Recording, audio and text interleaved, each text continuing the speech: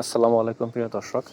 আজকে আলোচনা করব মূলত আমার শখের বসে বারান্দায় পালন করা 100 টাইগার মুরগি নিয়ে। দয়া করে ভিডিওটা কেউ স্কিপ করবেন না, একটু সম্পূর্ণ ভিডিওটা দেখবেন।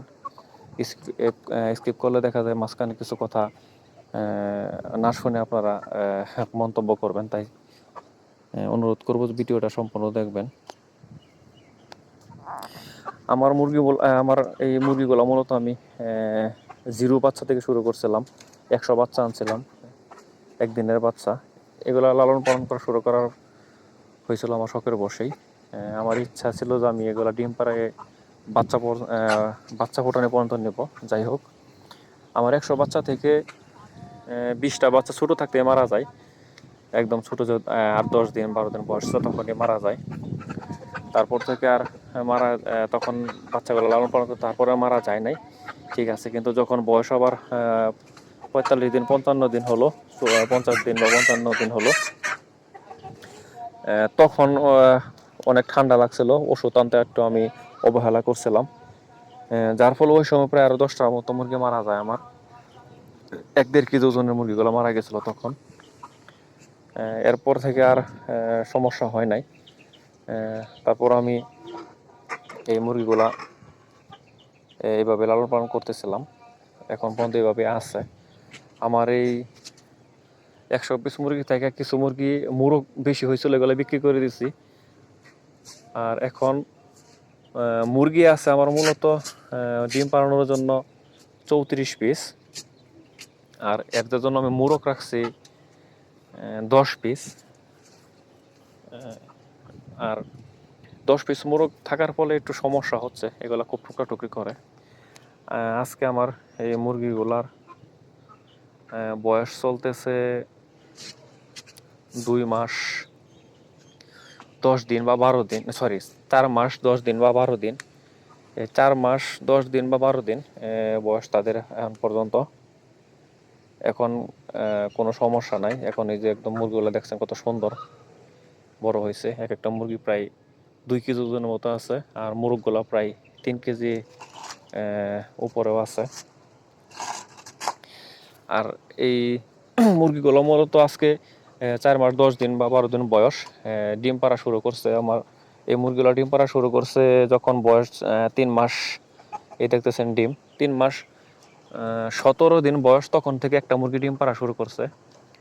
তারপরে আস্তে আস্তে 2টা 3টা 4টা 5টা, এখন আজকে 4 মাস 10 দিন বয়স। এখন এদের মধ্যে 6টা 5টা 7টা 4টা প্রতিদিন এরকম ডিম আসতেছে। আমি মূলত এগুলো লালন পালন করতেছিলাম যে উদ্দেশ্যে, শখের বশে হলেও আমার উদ্দেশ্য ছিল যে আমি এগুলা বড় করে ডিম পাড়াবো এবং সেই ডিম থেকে আমি বাচ্চা ফোটাবো, এই উদ্দেশ্যে লালন পালন করতেছিলাম। এখন আশা করি এখন সময় হচ্ছে, কেননা এখন ডিম পাড়া শুরু করছে। আজকে 4 মাস 10 দিন বয়স, 5টা 6টা করে ডিম পাচ্ছে আমি প্রতিদিন। যখন 5 মাস সম্পূর্ণ হবে বা 6 মাস পড়বে, তখন আশা করি যে আমি পুরোপুরিভাবে ডিম পাবো।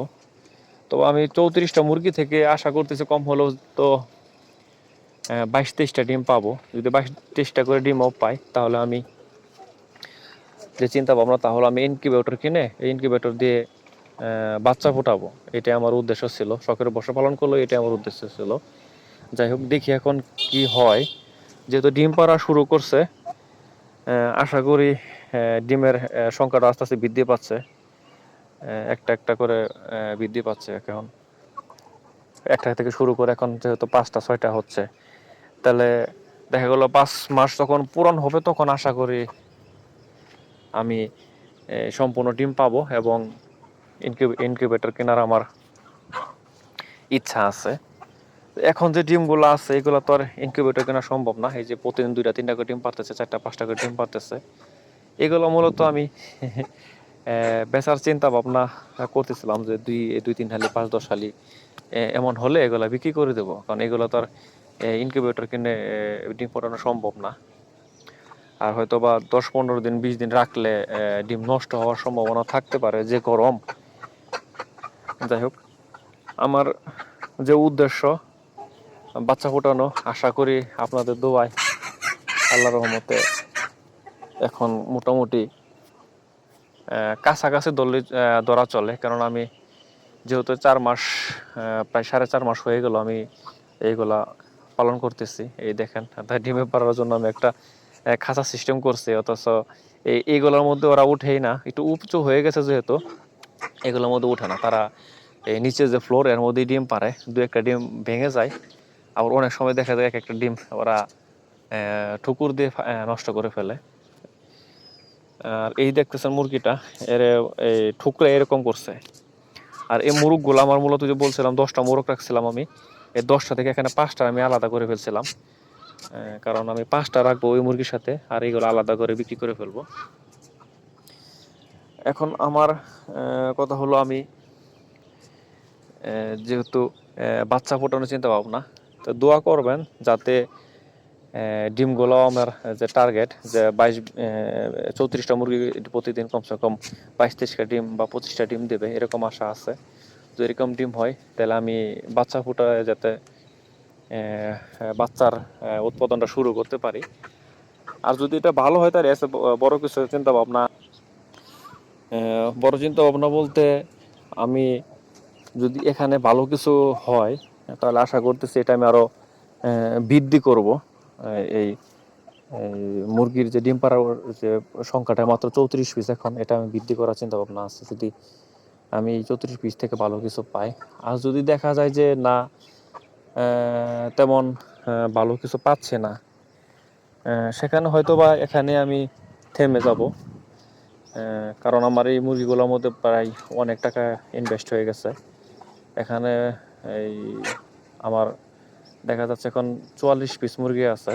এর পিছনে প্রায় আমার এই 4 মাসে 55,000 টাকার মতো, 60,000 মতো টোটাল, আমি 60,000 টাকার মতো ইনভেস্ট করছিলাম, যার মধ্যে কিছু মুরগি বিক্রি করছি। ওখান থেকে আমি আবার 15,000 টাকা পাইছি। তাহলে তাও আমার দেখা যায় এই 44 পিস মুরগির মধ্যে আমার প্রায় 42 থেকে 43,000 টাকা আমার ইনভেস্ট হয়ে গেছে 4.5 মাসে। এতটা ইনভেস্ট হয়তো বা লাগতো না, আমি একটু কম এক্সপিরিয়েন্স, তো তাই আমার মুরগির রোগটা একটু বেশি হতো, ওষুধ খরচটা আমার অনেক বেশি পড়ে গেছে, এজন্য এত টাকা খরচ হয়েছে। যাই হোক, এটা এখন সামলিয়ে নেবো। যদি আমার ভবিষ্যতে ডিমটা ভালো আসে তাহলে হয়তো বা এই সকল কিছু ভুলে গিয়ে আমার ভালো কিছু আশা করতেছি। এখন শুধু যে চিন্তা ভাবনা সেটা হলো যে ডিমের উৎপাদনটা, এখন ডিমের উৎপাদনটা যদি বৃদ্ধি পায় তাহলে আমার আশা করি কোনো প্রকার সমস্যা হবে না। আমি বাচ্চা ফুটিয়ে হয়তো বা এটা যে এগুলা ঘাটতিগুলো ছিল এগুলো পূরণ করতে পারবো। আর আমি যতটুকু জানি, যতটুকু আমার এক্সপিরিয়েন্স আছে, এ থেকে মনে হচ্ছে যে এই মুরগিগুলো মূলত ডিম বিক্রি করে লাভবান হওয়া সম্ভব না। আমি মনে করতেছি হয়তো বা যারা ভালো বুঝে, ভালো জানে, তাদের হতে পারে, করতে পারে তারা। আমার যে এই ক্ষীণ জ্ঞান থেকে মনে হচ্ছে আমি এটা পারবো না। এই ডিম বিক্রি করে মনে হয় না যে এটা দিয়ে লাভবান হওয়া যাবে। তবে এগুলো বাচ্চার খুব চাহিদা, বাচ্চার অনেক চাহিদা। এই বাচ্চা বিক্রি করে হয়তো বা এটা থেকে লাভ হওয়া সম্ভব।